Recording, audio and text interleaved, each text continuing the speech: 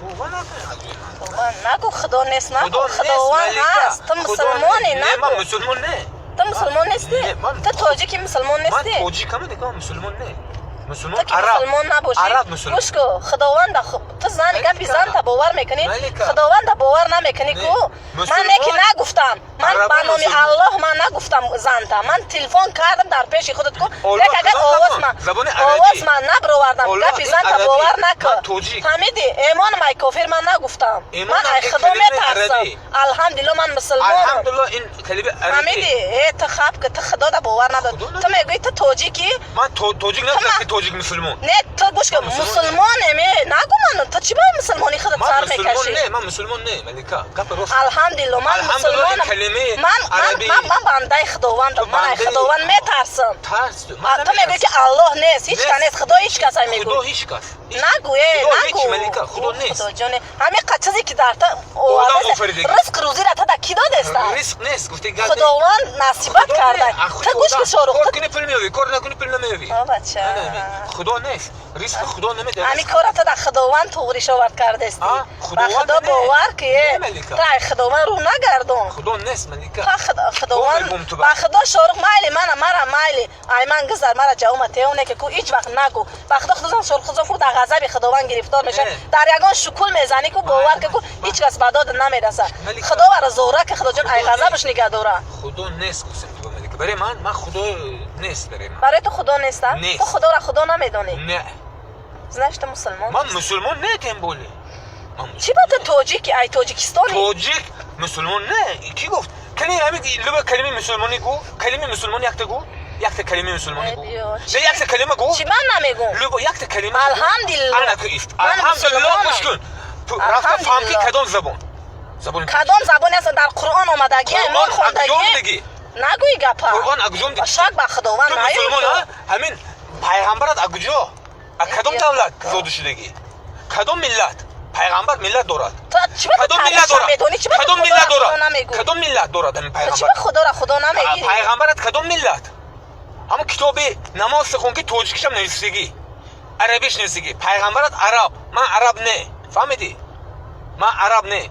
یک تو را خداوند به دنیا آورده. خدا نه، من اوچم به دنیا آوردگی. اما اوچه در خداوند داد. نه، اوچم به خدا دادگی نه، خودش زایدگی. اوتم گویدگی، اوچم زایدگی. کاب ندارم به خدا. کاب ندارم. تو خدا را خدا نشناختی که من در کاب ندارم. من این طرف میگم. یه حیتل. پیغمبر تو خدا تو نگران کرد. من این رو بهت میگم.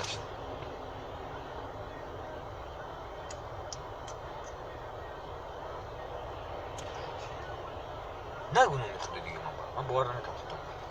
من نفهمم تو خدا را باور نمیکنم. من خدا را باور میکنم. من شکرانه به الله میکنم. شکرانه به خداوند میکنم که تو همین روز کو دمی در روی دنیا هستیم. صد بار شکر میکنم. من افسوس دارم که این قسال من نماز من نخوندم. میفهمی افسوس دارم. جال کده میفهمی در آخرت هنی در دنیا خدا همه کشایش مشکلی ها را کو خداوند هست میکنن. نگو خدا نیست. نگو چی به دنیا نبوده؟ چی به نیست؟ قرآن دروغ میگه. دروغ. قرآن دروغ، خدا دروغ بوده، همه چیز دروغ. همش دروغ ملیکا، همش دروغ. باور کن. در دیدت خداوند میتیه. کی میتیه؟ کی میتیه؟ شیطان میتیه. شیطان هم. تو شیطانی کو پس طرفدار شیطان میگیری؟ نه شیطان هم نیست، خدا هم نیست. همش خودی آدم. من این خدا ساخت. این خدا ساخت، آدم ساخت. یا مسلمان ساخت. تو فقط آهن باور میکنی، استاره باور میکنی. ماشین تو مسلمان ساخت. ماشین نمی ساختگی اینا. نمی‌چی میگی؟ اما نمیس بنده خدا نیست؟ نمیس مسلمان نه. نه مسلمان نه، خداوند آفریدگی است. میفهمی تو؟ خداوند آفریدگی هر یک طبقه را جدا کردگی است. نه که شکرانه که ما مسلمانیم. نگو من مسلمان نیستم. من مسلمان نمی‌دیگم. فهمیدی؟ من مسلمان نیستم. تو ای تاجیکستان اینی فهمیدی؟ من ای کلاب نه که من ملتچگی نکردم. الحمدلله مسلمانیم. ما هممون یا تاجیکان مسلمانیم. من مسلمان نه. خود خود تاجیک کس من میگم پیش اپات میگویی که این خد من میگم پیش اپات که من مسلمان نه. میگویم پیشش با فرقش نمی‌کنم با من مسلمان نمی‌کنم. من دین به باوری ندارم، خدا به باوری ندارم. اعتقاد ندارم.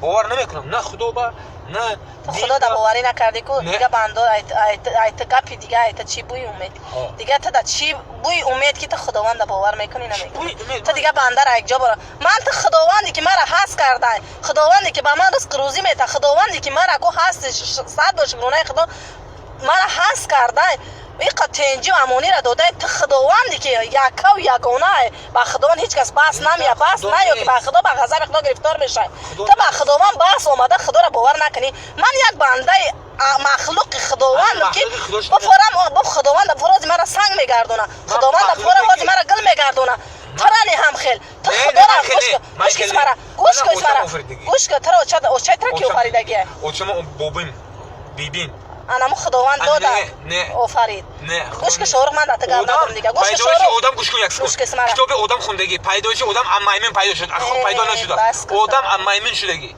میمون رفته آدم گشت فهمیدی تا امی گوش که شورق ما هم فهمیدم که تو باوری به خدا نداری نه ندارم راست شک به خداوند آوردی گوش کس مرا گوش که تو ای غضب خدا نمی ترسیده من غضب ای گوش کس مرا تو ای معجزه های اللهی که در هر یک سری بنده شکل میاره تو نمی ترسیده کارش تو خدا نو ترس بده شروع کو من ایت می ترسم تو خدا نو ترسی کو من میگه از آن بنده بترس که او آدم خدا نو ترسه تو بنده خدا نو ترسی کو میگه حضرت تو ای خداوند بترس من خداوند شلوک من خدای نمیشناسم خدا نیست نیست چه فهمیدی نیست خدا نه که دمو هسته تو هست تو هست من به نیست نه من خداوند باور میکنم من باور نمیکنم خدا چی گپ داری باور نمیکنم ملکه بچه برای من قسم روز کو باخ میگه الله نه که باخ میگه الله میگه همش دیوونه همش فناتی تا خداوند باور نکنی من یک جا باور میکنی من در گم ندارم باور نکنی نکشه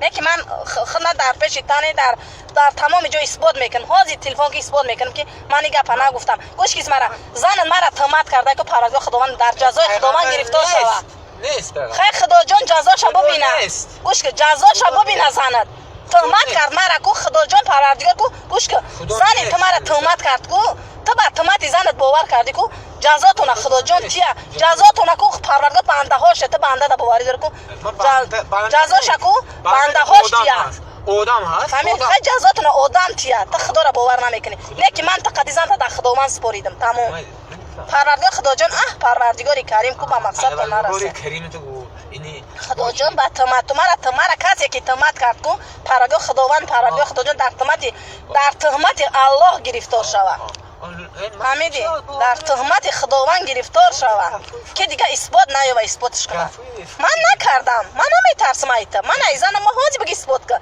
من نگفتم کو پروس دروغ گپ زد کو خدا جزاش بتیه بیفایده چیکار میکنیم چی جون نه من نگفتم باور نمیکنم نه من خدا رو باور نکنه که من نگفتم تو خدا رو باور نمیکنی من دیگه تو چی میخوام مهنت کنم میگم ها نگو خیر نگفتم زن دروغ گم میزنه نه تا اجازه نمیترسه در همین دنیا خدا جان جزاش ببینه زنت من تهمت نه مرا تهمت نکنه کسی که مرا تهمت کرد خدا جان با من تو با من خدا باور دارم من با خداوند سپاریدمش خدا جان در تهمت خداوند گرفتارش کنه در غضب خدا که پروردگار کم خدا جان نه دوست دادش پرسان نه دشمن مسلمان فهمیدی خدا پرست من گفته شدی؟ نه گفتم من گفته شدی گپتا؟ گفته شدی؟ یا نشدی؟ یا حالا داری؟ الله والله